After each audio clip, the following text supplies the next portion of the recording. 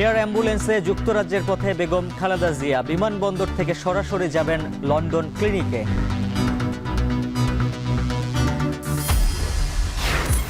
পিলখানা হত্যাকাণ্ডের সুষ্ঠু বিচার চেয়ে কেন্দ্রীয় শহীদ মিনারে গণজমায়েত, দ্রুত মামলার নিষ্পত্তির দাবি।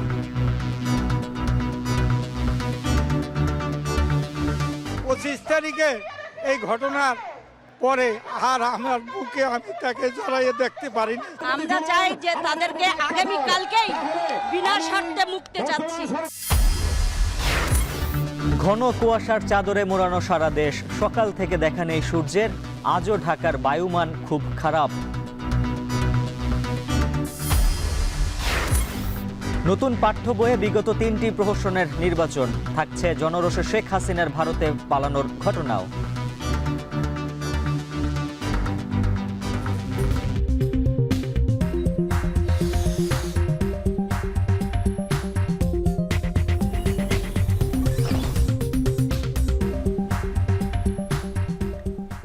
স্বাগত, এখন ঢাকা। পুরো আয়োজনের সঙ্গে আছে আমি উজ্জ্বল হাফিজ। উন্নত চিকিৎসার জন্য যুক্তরাজ্যের পথে BNP chairperson Begum Khaleda Zia air অ্যাম্বুলেন্সে করে শাহজালাল বিমানবন্দর থেকে গেল রাত 11:15 লন্ডনের উদ্দেশ্যে রওনা হন তিনি। এর আগে গুলশানের বাসা থেকে বিমানবন্দর পর্যন্ত সড়কে প্রিয় নেত্রীকে বিদায় জানাতে ঢল নামে নেতাকর্মীদের। হিথ্রো বিমানবন্দরে তাকে স্বাগত জানাবেন ছেলে তারেক রহমান। বিমানবন্দর থেকেই সরাসরি লন্ডন ক্লিনিকে ভর্তি হওয়ার কথা রয়েছে বিএনপি চেয়ারপারসনের। আরও জানাচ্ছেন সিফাত শাহরিয়ার। উদ্বেগ, উৎকণ্ঠা, জেগে ওঠা সব প্রশ্ন পেছনে ফেলে রওনা হলেন খালেদা জিয়া। বিএনপি চেয়ারপারসনের এই সফর প্রত্যাশিত ত্যাগের।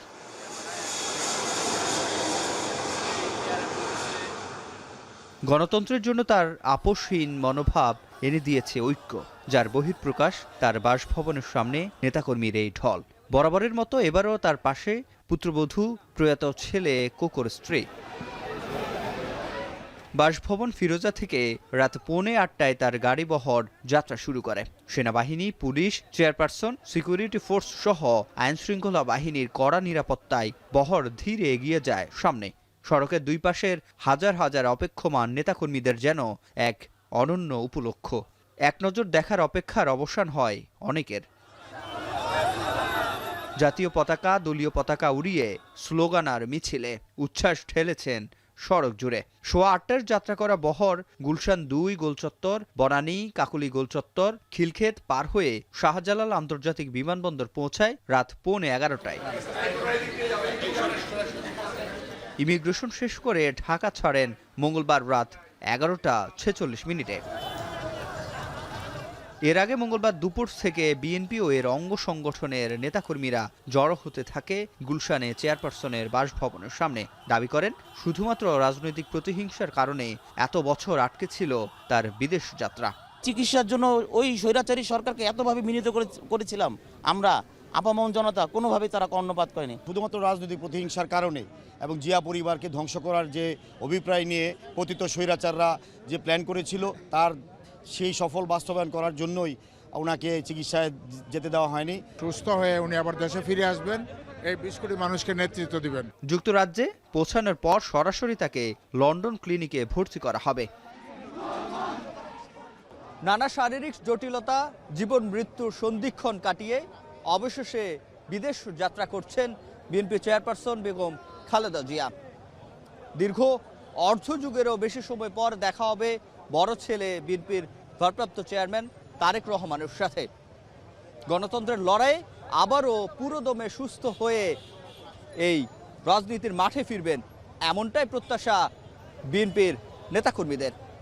সিফাত শাহরিয়ার, এখন ঢাকা।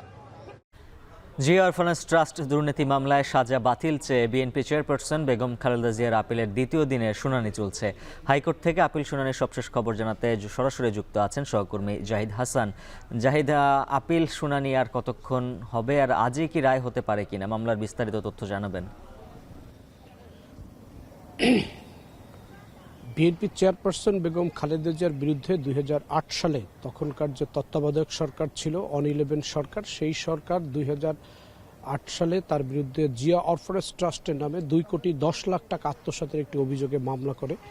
সেই মামলা দীর্ঘদিন শুনানি শেষে কয়েকজন বিচারক পরিবর্তন হওয়ার পরে সালের 8ই ফেব্রুয়ারি বকশীবাজারে স্থাপিত বিশেষ জজ আদালতে এই রায় হয়। সেই রায়ে তাকে 5 বছরের দণ্ড দেওয়া হয়। মূলত খালেদা জিয়ার বিরুদ্ধে প্রথম কোনো দুর্নীতির মামলায় রায় হয় এবং সেই রায়ের পরেই তিনি রাজনীতি থেকে ছিটকে যান। এরপরেই তিনি রাজনীতির সকল কর্মকাণ্ড থেকে তাকে বিরত থাকতে এবং তিনি কারাগারে যান। এরপরে এই মামলাটি যখন খালেদা জিয়ার আইনজীবীরা হাইকোর্টে আপিল করেন, এই নিচের কোর্টের নিম্ন আদালতের সাজা বাতিল চেয়ে, তখন হাইকোর্ট এই সাজাকে বাড়িয়ে 5 বছর থেকে 10 বছর করে দেয়। এটি 2018 সালে হয়। এরপরে এই মামলার আর কোনো তৎপরতা কার্যক্রম ছিল না, যদিও এই মামলায় কয়েকবার জামিন পাওয়ার জন্য চেষ্টা করেছেন খালেদা জিয়ার আইনজীবীরা। একই সঙ্গে তাকে বিদেশে চিকিৎসা দেওয়ার জন্য অনেকবার আবেদন করা হয়েছে, অনেকবারই শুনানি হয়েছে, তবে কোনো আবেদনেই খালেদা জিয়ার পক্ষে তখন আপিল বিভাগ সাড়া দেয়নি। এবং দীর্ঘদিন পরে 2024 সালে, অর্থাৎ যে গেল বছরের 5 আগস্টে ছাত্র জনতার আন্দোলনের মধ্য দিয়ে শেখ হাসিনা সরকারের পতন হওয়ার পর বঙ্গভবনের এক বৈঠক শেষে খালেদা জিয়াকে যে সাজা দেওয়া হয়েছে 2টি মামলায়, জিয়া অরফানেজ ট্রাস্ট এবং জিয়া চ্যারিটেবল ট্রাস্ট, এই 2টি মামলার দণ্ড রাষ্ট্রপতি তার ক্ষমতা বলে মওকুফ করে দেন। এরপরে খালেদা জিয়ার আইনজীবীরা তারা সিদ্ধান্ত নেন যে তাকে আইনিভাবেও এই মামলা থেকে তারা মুক্ত করবেন। তারই ধারাবাহিকতায় ইতিমধ্যেই হাইকোর্ট থেকে জিয়া চ্যারিটেবল ট্রাস্টের মামলাটি বাতিল করে দেওয়া হয়েছে, খালেদা জিয়ার বিরুদ্ধে যে রায় দেওয়া হয়েছিল সেটি, এবং এই মামলাটি আপিল বিভাগে ছিল আপিলের শুনানির জন্য। সেটি শুনানি শুরু হয় গতকালকে। প্রধান বিচারপতি সৈয়দ রেফাত আহমেদের নেতৃত্বে 5 বিচারপতির যে আপিল বেঞ্চ, সেই বেঞ্চে শুনানি চলছে। আজকে খালেদা জিয়ার পক্ষে ব্যারিস্টার রুহুল কুদ্দুস কাজল তিনি দীর্ঘ সময় শুনানি করেছেন এবং তার অন্য আসামিও যারা রয়েছেন এই মামলায়, খালেদা জিয়ার বড় ছেলে বিএনপির ভারপ্রাপ্ত চেয়ারম্যান তারেক রহমানও দণ্ডিত, তারও 10 বছর সাজা হয়েছে। তারা যেটি বলতে চাচ্ছেন যে এই মামলার সাথে, এই মামলার যে অভিযোগ এবং এতিমের টাকা আত্মসাতের যে অভিযোগ, এটি পুরোপুরি বানোয়াট, এর সাথে খালেদা জিয়ার কোনো সম্পৃক্ততা নেই এবং রাজনৈতিক কারণে তাকে এই মামলায় হেয় প্রতিপন্ন করার জন্যই মূলত তাকে দণ্ডিত করা হয়েছে এবং রাজনীতি থেকে তাকে সরিয়ে দেওয়ার জন্য এই মামলাটি সাজানো হয়েছিল বলে তার আইনজীবীরা আদালতের সামনে জোরালো যুক্তি তুলে ধরেন। উজ্জ্বল। জিয়া অরফানেজ ট্রাস্ট মামলা শুনানির বিষয়ে বিস্তারিত জানাচ্ছিলেন সহকর্মী জাহিদ হাসান। ঘন কুয়াশার চাদরে দেশের বেশিরভাগ অঞ্চল, রাজধানীতে সকাল থেকে এখনও সূর্যের দেখা নেই, বাড়ছে শীতের তীব্রতা। একই সঙ্গে আজও ঢাকার বায়ুমানও খুবই অস্বাস্থ্যকর। এ বিষয়ে বিস্তারিত জানাতে আগারগাঁও থেকে যুক্ত আছেন সহকর্মী গালিব ইবনে রিয়াজ। গালিব, জানাবেন আবহাওয়ার অফিসের তথ্য কি বলছে, আর নতুন কোনো বার্তা রয়েছে কিনা? উজ্জ্বল, এর আগের সংবাদেই আমি আপনার সঙ্গে যুক্ত ছিলাম এবং বলছিলাম যে রাজধানীতে যে শীতের যে অবস্থা, আসলে আপনি যে বলছিলেন যে শীত যেটা জেঁকে বসেছে, সেটা সব থেকে বেশি অনুভূত হওয়ার সব থেকে বড় যে কারণটা, সেটি হচ্ছে সূর্যের দেখা না পাওয়া। আমি এই মুহূর্তে আবহাওয়া অফিসে আছি এবং কিছুক্ষণ আগেই আবহাওয়াবিদ একজন কথা বলেছেন এবং তিনি বলেছেন যে এর সূর্যের দেখা না পাওয়ার কারণেই তাপমাত্রাটা একটু কম অনুভূত হচ্ছে। কারণ আজকে ঢাকার যে সর্বনিম্ন তাপমাত্রা সেটা হচ্ছে 16.3 ডিগ্রি সেলসিয়াস, যেটি খুব একটা আহামরি কম তাপমাত্রা না, কিন্তু তারপরেও কিন্তু শীত বেশি অনুভূত হচ্ছে ওই একটা কারণেই। আর দিন এবং রাতের তাপমাত্রারও একটা বড় পার্থক্য রয়েছে, যেটা আমরা কয়েকদিন আগে আমরা একটা শৈত্যপ্রবাহ দেখেছিলাম, তারপরে গত 2 দিন ধরে সূর্য উঠেছিল, যে কারণে তাপমাত্রা একটু হলেও বেড়েছিল। আজকে আবার সূর্যের দেখা না পাওয়ার কারণে কিন্তু এই একই রকমভাবে তাপমাত্রাটা কম অনুভূত হচ্ছে।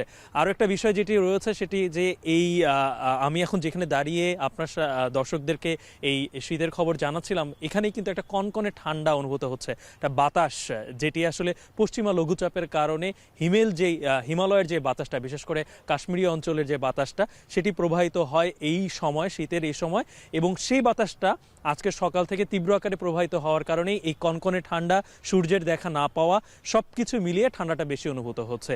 ঢাকার জনজীবন সকাল থেকেই ব্যস্ত জনজীবন, যেহেতু একটা এটা অন্য দিনের মতোই কর্মব্যস্ত একটা দিনের মতোই শুরু হয়েছে। মানুষজন যারা অফিসে যাওয়ার অফিসে গিয়েছে, যারা স্কুলে গিয়েছে, কিন্তু তাদের মধ্যে একটা শীতের একটা তীব্রতা বেশি থাকার কারণে কিছুটা খানিকটা কষ্ট তাদের হয়েছে। যারা খেটে খাওয়া দিনমজুর রয়েছে তাদেরও কষ্টের পরিমাণটা একটু আজকে বেশি। আরেকটা বিষয় উজ্জ্বল জানিয়ে রাখতে চাই, সেটি হচ্ছে যে কুয়াশা আমরা দেখতে পাচ্ছি, এই কুয়াশার অন্য আরেকটা বড় কারণ হচ্ছে ঢাকার দূষিত বায়ু। আপনি জানেন যে আজকে 9:30টায় যে ইন্ডেক্সে আমরা দেখেছিলাম বায়ুর মাত্রা ছিল 223 এবং পার্শ্ববর্তী কলকাতায় যেটি ছিল 247, অর্থাৎ বিশ্বের দ্বিতীয় বায়ু যে মানের দিক থেকে দ্বিতীয় অবস্থানে ছিল ঢাকার অবস্থান। এই কারণে কিন্তু আসলে এই বায়ুর দিক থেকেও বায়ুর মান যেহেতু কম, সবকিছু মিলিয়ে কিন্তু আবহাওয়া আমরা এরকম একটা গুমোট আবহাওয়া দেখছি এবং শীতের তীব্রতা এর জন্য বেশি। আবহাওয়া অফিস বলছে আগামী 2 থেকে 3 দিন এই মৃদু এবং মাঝারি শৈত্যপ্রবাহ থাকবে, তারপরে স্বাভাবিক তাপমাত্রায় ফিরে যাবে। আর আজকে সর্বনিম্ন তাপমাত্রা ছিল যশোরে, সেখানে ছিল 12.8 ডিগ্রি সেলসিয়াস। উজ্জ্বল, এই ছিল আমার কাছে আবহাওয়া অফিস থেকে সর্বশেষ। গালিব ইবনে রিয়াজ জানাচ্ছিলেন শীত পরিস্থিতির খবর। এদিকে তাপমাত্রা বাড়লেও কমছে না শীতের তীব্রতা। হিমেল হাওয়ার সাথে বেড়েছে কুয়াশা, এতে বিপাকে পড়েছেন ছিন্নমূল, খেটে খাওয়া ও নিম্ন আয়ের মানুষ। আজ দেশের সর্বনিম্ন তাপমাত্রা রেকর্ড করা হয় যশোরে 12.8 ডিগ্রি সেলসিয়াস। সকাল থেকে ঘন কুয়াশায় ঢাকা রয়েছে যশোরের আকাশ। বেলা বাড়লেও মেঘলা আবহাওয়া আর হিমেল হাওয়ায় অনুভূত হচ্ছে কনকনে ঠান্ডা। একই অবস্থা উত্তরের জেলা পঞ্চগড়ে। বেলা বাড়লেও কমছে না শীতের তীব্রতা। শীত বাড়ার সাথে হাসপাতালগুলোতে বেড়েছে ঠান্ডা জ্বরে রোগীদের আক্রান্তের সংখ্যা।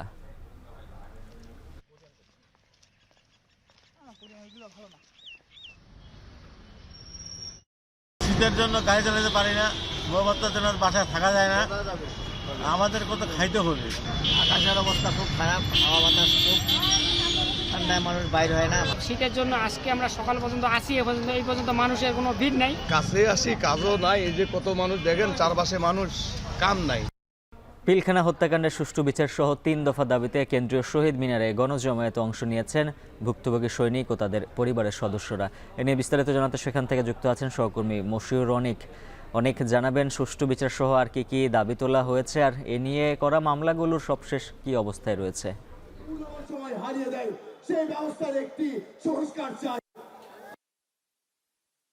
করতে চাই, আপনি জানতে চেয়েছিলেন যে মামলাগুলোর কি অবস্থা। আমরা জানি যে পিলখানার সংশ্লিষ্ট যে মামলা এখন চলছে নিম্ন আদালতে, সেই মামলার কিন্তু আগামীকালকে একটা তারিখ রয়েছে। মূলত সেই তারিখটাকে কেন্দ্র করেই আজকের এই আহ্বানটা জানানো হয়েছে। এবং তার কিছুদিন আগের প্রসঙ্গ, যখন একজন স্বেচ্ছা আইনজীবী স্বেচ্ছা ইচ্ছা থেকে তিনি একটা রিট পিটিশন বা পিআইএল, যেটাকে আমরা পাবলিক ইন্টারেস্ট লিটিগেশন বলি, সেটা তিনি দায়ের করেছিলেন। এবং সেখানেও তিনি 90 দিনের মধ্যে ন্যায় বিচারের স্বার্থে যারা নিরপরাধ তাদেরকে মুক্তি এবং এই যে তদন্ত শেষ করার জন্য তিনি আহ্বান জানিয়েছেন। এবার জানাতে চাই যে আজকের এই যে শহীদ মিনার প্রাঙ্গণে উপস্থিত হয়েছেন সেই সময় পিলখানা এবং যারা বিডিআর এর দায়িত্বপ্রাপ্ত সৈনিক, জওয়ান থেকে যারা ছিলেন তারা সকলেই, এবং যারা জেলখানায় আছেন তাদের পরিবারের সদস্যরাও, এবং সেই সময় নির্যাতনের শিকার হওয়া যে সমস্ত সৈনিক এবং তাদের পরিবার, তারাও কিন্তু আজকের এই ঠিক শহীদ মিনারের প্রাঙ্গণে উপস্থিত হয়েছেন। কোন প্রেক্ষিতে উপস্থিত হয়েছেন সেটা বলার আগে এইটা একটু জানাতে চাই যে 64টা ডিস্ট্রিক্ট থেকে বিভিন্ন পরিষদ, বিভিন্ন ফোরামের মাধ্যমে সেই সময় যারা বিডিআর এর সঙ্গে যুক্ত ছিলেন, বিডিআর কল্যাণ পরিষদ মুন্সিগঞ্জ জেলা দেখতে পাচ্ছি, এছাড়াও কেন্দ্রীয় শহীদ মিনারে উপস্থিত ছিলেন হচ্ছে খুলনা জেলা থেকে এসেছেন, এছাড়াও বরিশাল জেলা থেকে এসেছে, চট্টগ্রাম জেলা থেকে এসেছে। মূলত বিভিন্ন জেলা থেকে বিভিন্ন যেই যারা পরিষদ গঠন করেছেন এবং যারা এই ন্যায় বিচারের জন্য বারবার দাবি জানিয়ে যাচ্ছিলেন তারা উপস্থিত হয়েছেন। এবার জানাতে চাই কাদের আমন্ত্রণে বা কাদের যেই সমন্বয় যারা করেছেন তাদের বিষয়ে। মূলত ঢাকা বিশ্ববিদ্যালয়ের ছাত্রছাত্রী যারা আছেন তাদের মধ্যে সমন্বয়ক, যারা কেন্দ্রীয় সমন্বয়ক ছিলেন তাদের মধ্যে 3 জন মূলত আহ্বান জানিয়েছিলেন যে আজকে এই শহীদ মিনারে উপস্থিত হয়ে যেই প্রতিবাদ সভা, সেই সমাবেশের, এবং তারা সেটা গ্রহণ করেন এবং গ্রহণ করে তারা এখানে আসেন। এই ব্যাপারে আমাদেরকে নিশ্চিত করেছেন সমন্বয়কদের প্রতিনিধিরাই, এবং তারা আরো বলেছেন যে ন্যায় বিচারের জন্য সেই সময়কার যারা ফ্যাসিস্ট সরকার তাদেরকে রুখে দাঁড়ানোর জন্য তাদের যেই হত্যাযজ্ঞ, কঠিন হত্যাযজ্ঞ, সেই সমস্ত হত্যাযজ্ঞ এবং তথাকথিত যেই সমস্ত বিচার প্রক্রিয়ার মাধ্যমে তাদেরকে হেনস্থা করা হয়েছে, সেই হেনস্থা করার প্রেক্ষিতে তাদের যে পুনর্বাসন, এরপরে তাদের চাকরিতে পুনর্বহাল, এর পাশাপাশি যারা ক্ষতিগ্রস্ত তাদেরকে ক্ষতিপূরণ দেওয়া সহ জেল হাজতে যারা আছেন তাদেরকে মুক্তি দেওয়া, এই সমস্ত দাবিগুলো কিন্তু তারা জানিয়েছেন। এবং 3 দফা দাবিতে তারা বিনা দোষে সাজাপ্রাপ্ত যারা, তাদের কেন সাজা দেওয়া হলো সেই কথাও কিন্তু তারা বলে যাচ্ছেন। এই মুহূর্তে আমি ঠিক শহীদ মিনার প্রাঙ্গণ থেকে জনসমুদ্রের মধ্যে বিডিআর সে বিদ্রোহের সময় ঘটে যাওয়া যেই পিশাচ যে ঘটনা, সেই ঘটনার পরিপ্রেক্ষিতে যারা জড়িত যারা এখানে উপস্থিত হয়েছেন সেইখান থেকে এখন পর্যন্ত আমার কাছে পাওয়া সবশেষ জানালাম। উজ্জ্বল। কেন্দ্রীয় শহীদ মিনার প্রাঙ্গণ থেকে মশিউর অনেক জানাচ্ছিলেন গণজমায়েতের খবর। লালবাগ, ভাসানটেক, যাত্রাবাড়ি সহ একাধিক থানার হত্যা মামলায় গ্রেফতার দেখানো হয়েছে সাবেক আইজিপি চৌধুরী আব্দুল্লাল মামুন, সাবেক মন্ত্রী জুনায়েদ আহমেদ পলক, কামরুল ইসলাম, কামাল আহমেদ মজুমদার সহ 7 জনকে। সকালে ঢাকার সিএমএম আদালতে তাদের হাজির করে নতুন মামলাগুলোতে গ্রেপ্তার দেখানোর আবেদন করেন তদন্তকারী কর্মকর্তা। পরে রাষ্ট্র ও আসামিপক্ষের আইনজীবীদের শুনানি শেষে মেট্রোপলিটন ম্যাজিস্ট্রেট মোহাম্মদ জিয়াদুর রহমানের আদালত তাদের গ্রেফতার দেখায়। এ সময় রাষ্ট্রপক্ষের আইনজীবী বলেন, বিভিন্ন কার্যক্রমের মাধ্যমে তারা আন্দোলন দমনে ভূমিকা রেখেছেন। পাশাপাশি ক্ষমতায় থাকাকালীন সময়ে নানা দুর্নীতির সঙ্গে তারা জড়িত ছিলেন।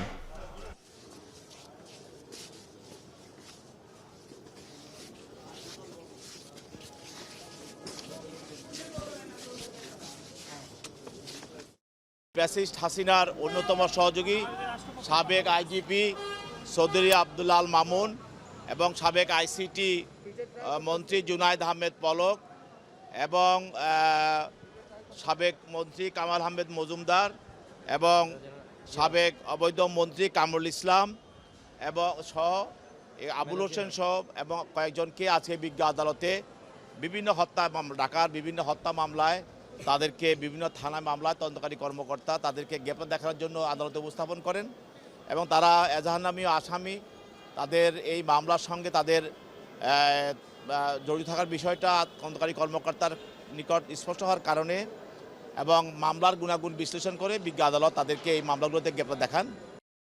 ইতিহাসের ধারাবাহিকতা রক্ষা করে 24-এর গণ অভ্যুত্থান গল্প, কবিতা, সংকলন এবং ছবি ও গ্রাফিতির মাধ্যমে স্থান পেয়েছে 2025 শিক্ষাবর্ষের পাঠ্য বইয়ে।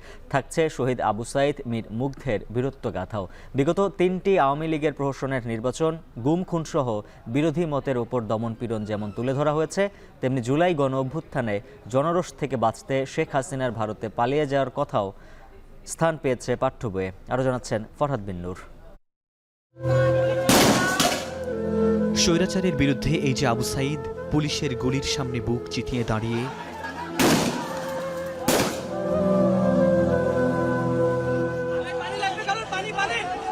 মীর মুগ্ধের এই আবেদন মনে করিয়ে দেয় কারবালার কাহিনী। এই সবই এখন ইতিহাস, পাঠ্য বইয়ের পাতায় পাতায়। বিগত সময়ে মানুষের ভোটাধিকার হরণ, গুম খুন হত্যা সহ বিরোধী মতের উপর দমনপীড়ন, 2018 সালের কোটা সংস্কার আন্দোলন থেকে 2024-এর গণ অভ্যুত্থান, অবশেষে শেখ হাসিনার ভারতে পালিয়ে যাওয়া, এসবই এখন পাঠ্য বইয়ে ইতিহাসের অংশ। জানার চেষ্টা করব কোন বইয়ে কোন ঘটনা কিভাবে উপস্থাপন করা হয়েছে। 2025 শিক্ষাবর্ষের 5ম থেকে নবম দশম শ্রেণীর বাংলা ও ইংরেজি বইয়ে গল্প, কবিতা, সংকলন এবং ছবি ও গ্রাফিতির মাধ্যমে তুলে ধরা হয়েছে 2024-এর গণ অভ্যুত্থান। 5ম শ্রেণীর বাংলা বইয়ে আমরা তোমাদের ভুলব না শীর্ষক পাঠ্যে শহীদ তিতুমির, প্রীতিলতা, 52 রফিক, সালাম, বরকত জব্বার, 1987-র শহীদ নূর হোসেন, 90-এর ডাক্তার মিলন ও জেহাদ। ইতিহাসের এই ধারাবাহিকতায় স্থান পেয়েছে সম্প্রতি জুলাই অভ্যুত্থানের শহীদ আবু সাঈদ এবং মীর মুগ্ধের নাম। 6ষ্ঠ শ্রেণীর চারুপাঠ বইয়ে কার্টুন, ব্যঙ্গচিত্র ও পোস্টারের ভাষা বোঝাতে হেলিকপ্টার থেকে গুলি করার গ্রাফিতি। 7ম শ্রেণীর সপ্তবর্ণ বইয়ে যুক্ত করা হয়েছে হাসান রোবায়েতের সিথি নামক জুলাইয়ের কবিতা। একই শ্রেণীর ইংরেজি বইয়ে আলোচনা করা হয়েছে জেনারেশন জেড এবং 24-এর গণ অভ্যুত্থান।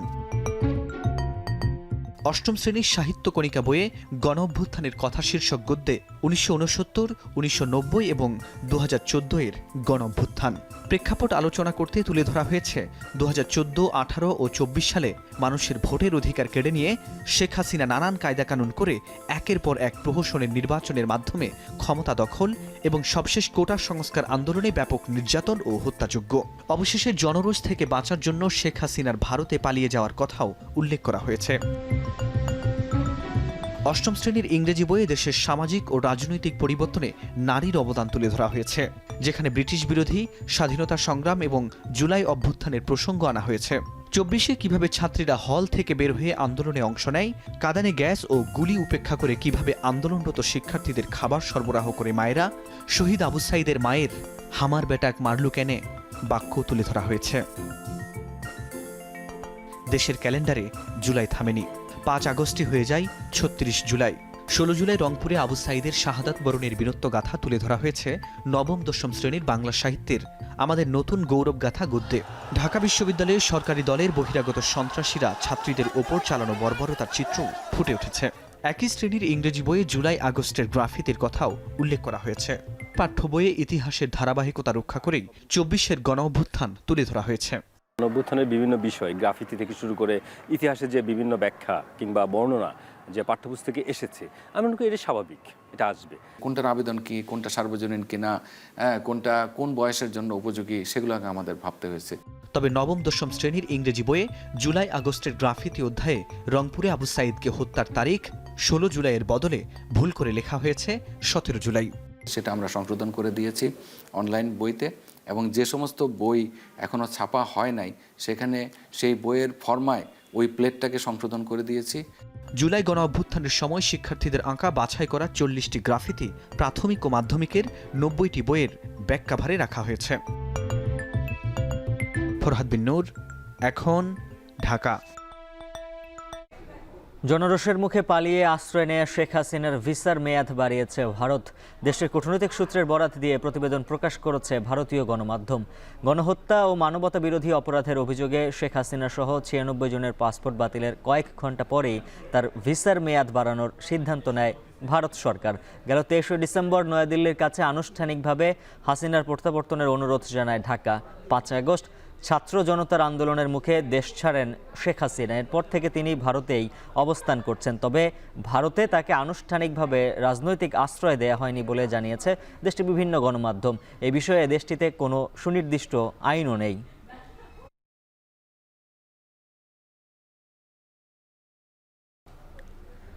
ভ্যাট বাড়াতে প্রস্তাবিত 43 পণ্য সেবা নিত্যপণ্যের মধ্যে পড়ে না, আর এ কারণে বাজারের প্রভাব পড়বে না বলে দাবি এনবিআর-এর চেয়ারম্যানের।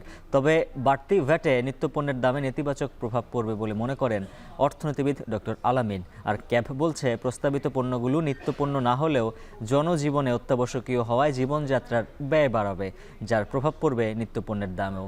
তাই ভ্যাটে নজর না দিয়ে বিত্তবানদের আয়কর বাড়ানোর দাবি ক্যাবের। আরও জানাচ্ছেন মাজার মাহবুব। অর্থ বছরের মাঝামাঝি এসে 43 পণ্য ও সেবায় বিদ্যমান 5 থেকে 10% ভ্যাট বাড়িয়ে 15% করার প্রস্তাব দিয়েছে এনবিআর। বাস্তবায়নে অপেক্ষা রাষ্ট্রপতির অধ্যাদেশের। এনবিআরের প্রস্তাবনায় আবাসিক হোটেল রেস্তোরাঁ ছাড়াও পোশাক, ওষুধ, বিস্কুট, আচার সহ বিভিন্ন পণ্যে ভ্যাট বাড়বে।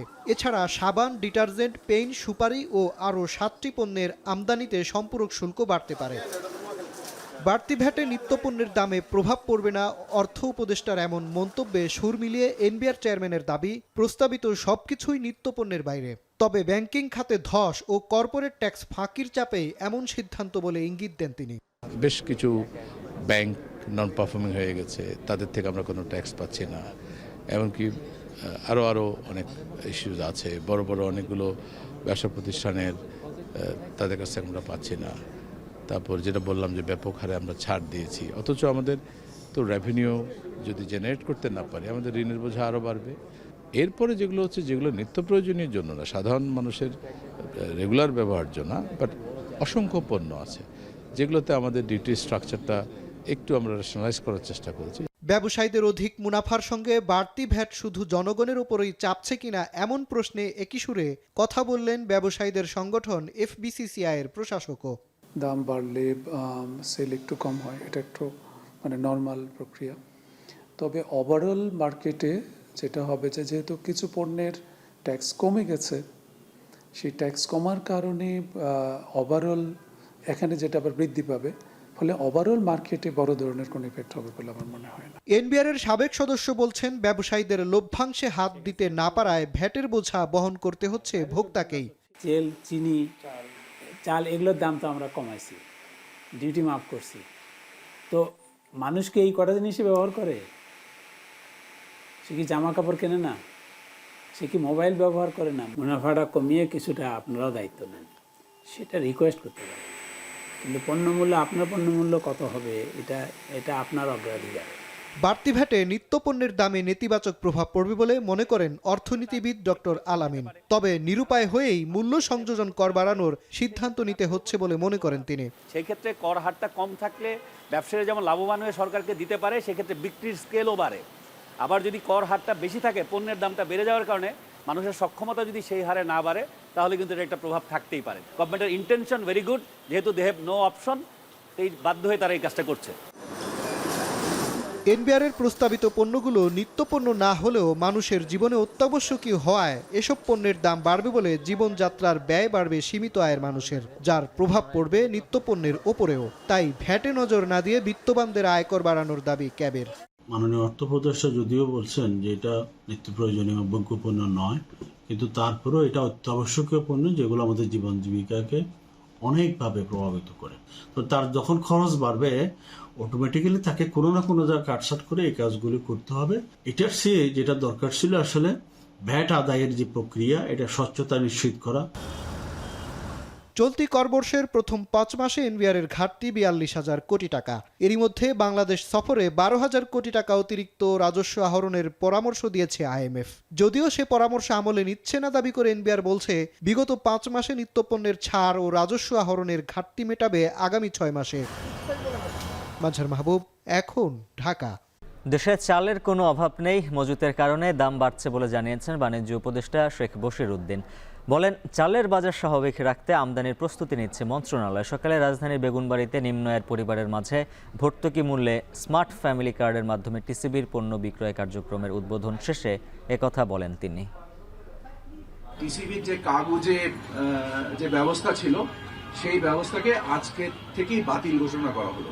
নতুন স্মার্ট কার্ডেই একমাত্র এখন থেকে টিসিবির বিপণন কার্যক্রম পরিচালিত হবে। আপনারা জানেন যে টিসিবি বছরে প্রায় 12,000 কোটি টাকার পণ্য ক্রয় করে। সেটা একটা ব্যাপক, খুব বড় একজন ক্রেতা। টিসিবি বছরে প্রায় 4-4.5 কোটি টাকা ভর্তুকি প্রদান করে এবং প্রায় 12,000 কোটি টাকার পণ্য ক্রয় করে। সো আমি মিডিয়ার ভাইদের মাধ্যমে এটাও জানাতে চাই যে ক্রয় কার্যক্রমকেও আমরা আরো বেশি স্বচ্ছ এবং আরো বেশি অংশগ্রহণমূলক করতে চাই। ট্রাক সেলে পণ্য বিক্রি কার্যক্রমের আরও খবর জানাতে এই মুহূর্তে যুক্ত আছেন সহকর্মী রকিবুল রাহাত। জানাবেন ট্রাক সেলে কি কি পণ্য মিলছে আর কেমন সাড়া পাওয়া যাচ্ছে? উজ্জ্বল, আজ বিশেষ করে ফ্যামিলি স্মার্ট কার্ডের উদ্বোধন করেছে এখানে বাণিজ্য উপদেষ্টা, এবং তারপরে কিন্তু এখানে যিনি ডিলার রয়েছেন, অর্থাৎ এই তেজগাঁওয়ের বেগুনবাড়ির ডিলার, তার কাছ থেকে পণ্য নিতে পারছেন এবং তার কাছ থেকে মূলত মিলছে 2 কেজি ভোজ্য তেল, সয়াবিন তেল, 2 কেজি ডাল এবং 1 কেজি চিনি। সেক্ষেত্রে কিন্তু আজকে এখানে যারা এসে উপস্থিত হয়েছেন তাদের প্রত্যেককেই কিন্তু তাদের স্মার্ট যে ফ্যামিলি কার্ড বিতরণ করা হয়েছে, সেই ফ্যামিলি কার্ড তাদেরকে নিয়ে আসতে হয়েছে। এবং এখানে আমরা দেখছি যে সকাল থেকেই সারিবদ্ধভাবে দাঁড়িয়ে কিন্তু যারা সুবিধাভোগী রয়েছে এই টিসিবি পণ্যের, তারা পণ্য নিতে পারছেন। এবং সেক্ষেত্রে আমরা জানতে চেয়েছিলাম টিসিবির যারা কর্মকর্তা রয়েছেন তাদের কাছে, সেক্ষেত্রে তারা বলছে যে ঢাকা সিটি কর্পোরেশনের ওয়ার্ড ভিত্তিক কার্ড সচলের কিন্তু একটি বিষয় রয়েছে। সেক্ষেত্রে আজকে অনেকেই এখানে আসছেন, এসে তারা তাদের যে স্মার্ট কার্ডটি দেওয়া হয়েছে, সেই স্মার্ট কার্ডে যে একটি স্ক্যানার রয়েছে, সেই স্ক্যানারের মাধ্যমে কিন্তু তাদের কার্ডটি সচল হয়েছে কিনা সেই বিষয়টিও দেখা হচ্ছে। সেক্ষেত্রে যাদের কার্ডগুলো সচল রয়েছে তারাই আজকে পণ্য পাচ্ছেন। এবং এই মাসের মধ্যেই এতদিন পর্যন্ত টিসিবির পক্ষ থেকে মোট 63 লাখ স্মার্ট কার্ড বিতরণ করা হয়েছে এবং তাদের কিন্তু এই মাসের মধ্যেই সবাই টিসিবির এই সুবিধার আওতায় আসবে বলে আমরা জানতে পেরেছি।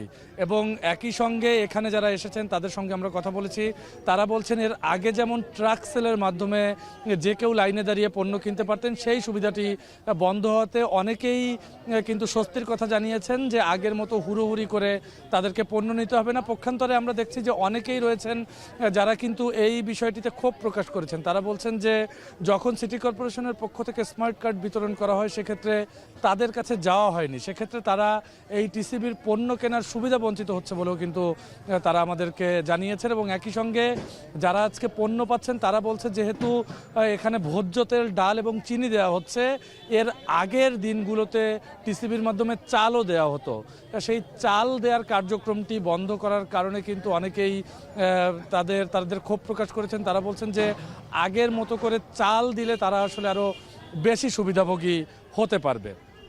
এবং একই সঙ্গে আমি একটু জানিয়ে রাখি, সকালে যখন বাণিজ্য উপদেষ্টা এই কার্যক্রম উদ্বোধন করে তখন তিনি আমাদেরকে জানিয়েছেন যে সারা বছর টিসিবি প্রায় 12,000 কোটি টাকার পণ্য কিনে থাকে। সেক্ষেত্রে কিন্তু সরকারের পক্ষ থেকে ভর্তুকি দেওয়া হয় প্রায় 4,000। সেক্ষেত্রে সরকারের যে ভর্তুকি রয়েছে সেই ভর্তুকির পরিমাণটা আরও কমিয়ে আনার কথা কিন্তু বাণিজ্য উপদেষ্টা বলছেন। তিনি বলছেন যে সেই পণ্যটির এসব পণ্যের ভর্তুকি যেন কমানো যায়, সেজন্য কিন্তু টিসিবির যে স্বচ্ছতা দরকার সেই স্বচ্ছতাটা এই ফ্যামিলি কার্ডের মাধ্যমে নিশ্চিত হবে। এছাড়া আমি একটু জানিয়ে রাখি, বাণিজ্য উপদেষ্টার কাছে আমরা চালের দাম নিয়ে জানতে চেয়েছিলাম। তিনি বলেছেন প্রয়োজনে চাল আমদানি করা হবে, কিছুদিনের মধ্যেই চালের বাজারের দাম কমতির দিকে যাবে। এই ছিল তেজগাঁওয়ের বেগুনবাড়ি থেকে আমার কাছে সবশেষ। উজ্জ্বল। অস্ট্রেলিয়ার পার্থ শহরে একটি ছোট বিমান বিধ্বস্ত হয়ে 2 বিদেশি পর্যটক ও এক পাইলট সহ 3 জন নিহত হয়েছেন। নিহত পর্যটকদের একজন সুইস ও আরেকজন ডেনিশ নাগরিক। বিমানটিতে মোট 7 জন আরোহী ছিলেন। এদের মধ্যে 4 জনকে জীবিত উদ্ধার করে স্থানীয় হাসপাতালে ভর্তি করা হয়েছে। জনপ্রিয় পর্যটন স্পট রটনেস্ট দ্বীপের কাছে বিমানটি সাগরে বিধ্বস্ত হয়। দুর্ঘটনার কারণ অনুসন্ধানে তদন্তে নেমেছে অস্ট্রেলিয়ান ট্রান্সপোর্ট সেফটি ব্যুরো। প্রাথমিকভাবে ধারণা করা হচ্ছে বিমানটি অবতরণের সময় সাগরে পড়ে যায়। এর মধ্যে সাগর থেকে উদ্ধার করা হয়েছে বিমানের ধ্বংসাবশেষ। Obviously, civilians who went out on their boats to try and help with the rescue. Heard from চীনের স্বায়ত্তশাসিত অঞ্চল তিব্বতে শক্তিশালী ভূমিকম্পে প্রাণহানি বেড়ে দাঁড়িয়েছে 126 জনে। আহতের সংখ্যা প্রায় 200। ভূমিকম্পে ক্ষতিগ্রস্ত হয়েছে 3,500-এরও বেশি বাড়িঘর ও স্থাপনা। 4 শতাধিক মানুষকে ধ্বংসস্তূপ থেকে বের করেছে চীনের সেনাবাহিনী ও উদ্ধারকর্মীরা। এরই মধ্যে 30,000 মানুষকে অন্যত্র সরিয়ে নেওয়া হয়েছে। নিখোঁজদের সন্ধানে উদ্ধার অভিযান চালিয়ে যাওয়ার নির্দেশ দিয়েছেন চীনা প্রেসিডেন্ট শি জিনপিং। তীব্র শীতের মধ্যে ব্যাহত হচ্ছে উদ্ধার কাজ। গেল মঙ্গলবার 7.1 মাত্রার ভূমিকম্পে হতাহতের এই ঘটনা ঘটে। সময় নেপাল, ভুটান, ভারত ও বাংলাদেশেও অনুভূত হয় ভূকম্পন।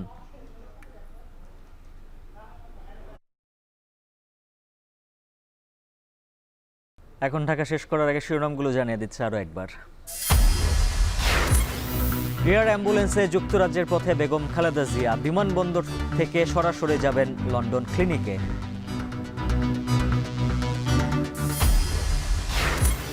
পিলখানা হত্যাকাণ্ডের সুষ্ঠু বিচার চেয়ে কেন্দ্রীয় শহীদ মিনারে গণজমায়েত। দ্রুত মামলার নিষ্পত্তি দাবি।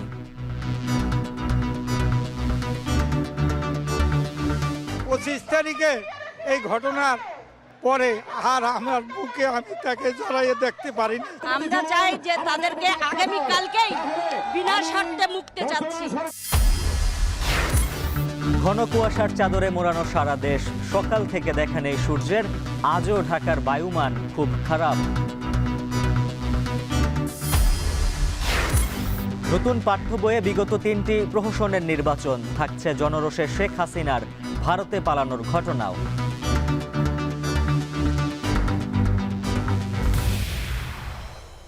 আর এই ছিল এখন ঢাকার আয়োজন। এখন টেলিভিশন ওয়েবসাইটে দেখতে ভিজিট করুন এখন.tv, ফেসবুকে দেখুন facebook.com/tv.এখন, সরাসরি ইউটিউবে দেখতে ভিজিট করুন youtube.com/c/echontv।